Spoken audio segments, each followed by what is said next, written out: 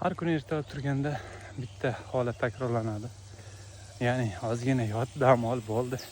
Nima kerak degan narsa u nafs bo'ladi. Ya'ni nafsga yotish, dam olish, kam harakatlanish, ko'p yeyish.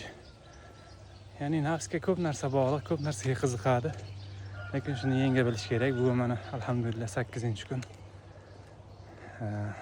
Nafsga qarshi kurashni ertalab sahar oldinlari bomdoddan avval yugurardim. Hozir bomdoddan keyin yuguryapman. Bomdoddan avval yugursam qorong'i bo'ladi, itlar bo'ladi. Nima deydi? Qorong'ida noqulay. Shuning uchun bomdoddan keyin bemalol yugursa bo'lar ekan.